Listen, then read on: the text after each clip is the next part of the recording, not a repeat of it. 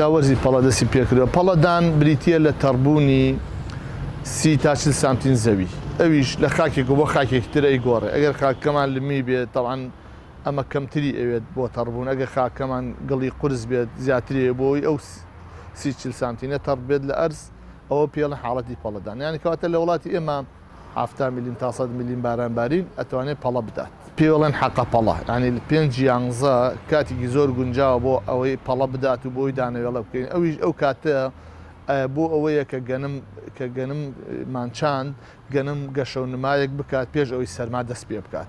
ینی لە ئەرز بێتە دەرەوە چەند پەلە ببێت بۆی دوای ئەوە لە بەهار لەو سەرەوە بە خێرایی دەستکا بە نەشونما و دەستکا بە گوڵکردن.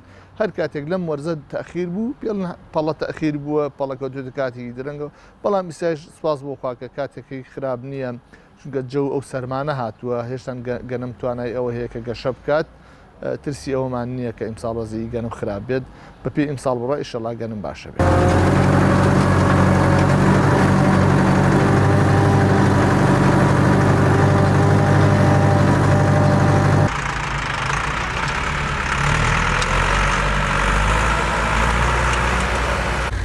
چه ساڵە خەریکی کاری جوتیاوە؟ تقریبا دوری 15 ساڵە.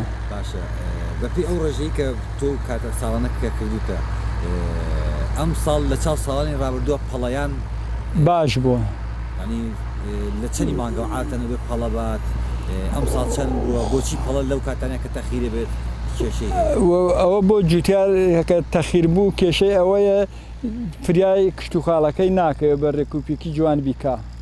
ئەگەر لە کات و وادەی خۆی بێ ئەتوانێت کشت و خاڵەکەی تۆوەکەی دوان بیچینێ بیکات.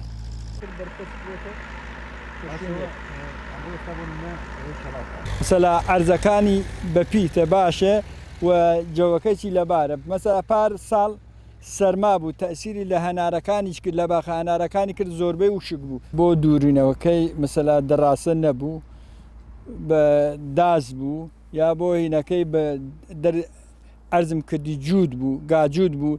مەسەلا ڕۆژێ بۆ من هاتن، ڕۆژێ بۆ یەکێتر هاتن، ئەوە هەرەوەزیەکە ئەوە بوو.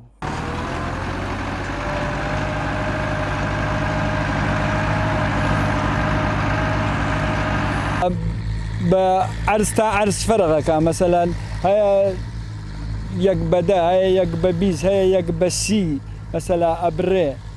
ئەگە زۆریش ئەرزی زۆرتر باش بێ یەک بە 40 بە 50 هەیە.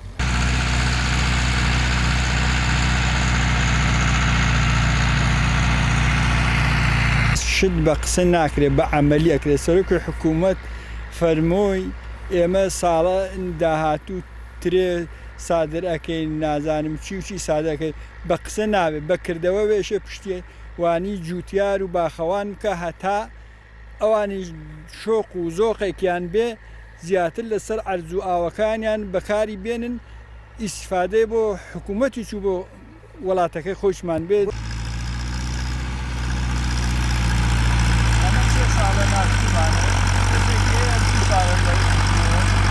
دامی جوتیار بکرێ، بپرسێتەوە لە جوتیار هیچ تاشێکی نەداوە. ئەگەشت بدە مەسەلا لە کو لە مەسەلا یارمەتی جوتیار پیویستی بە چییە، مەسەلا مەکاین و مەسەلا ئەوانە جاران زمانی حکوومەت فەلاع بوو، مەسەلا تراکتۆریان ئەدا، توێتایان ئەدا، شتیان ئەدا بە فەلاع، پشتیوانی فەلاعیانە کردووە. ئەوە ئیسە هیچێک نەماوە، فەلاع هەموو شتێک لەسەر خۆی، کود لەسەر خۆی، دەرمان لەسەر خۆی، مەسەلا شتەکەی یێتە بەرهەم، پاڵپشتێکی نییە بۆی ساقاتەوە.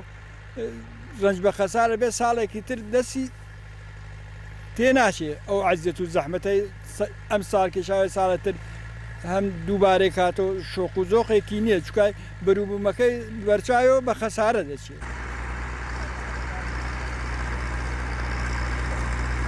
ڕووی بێ ئاوێتر وشکە ساڵی نەگەر ئێرە هەموو شوێنێکی گرەوەتەوە حکوومەت تا ئەو شوێنانە پویسیان بەبیرە دامیاکە با بیریان بڵێ ئێمە 3 ساڵە 4 ساڵە محەمەدەوان بۆ بیر تا ئیسە ئیجازەیان نەدا.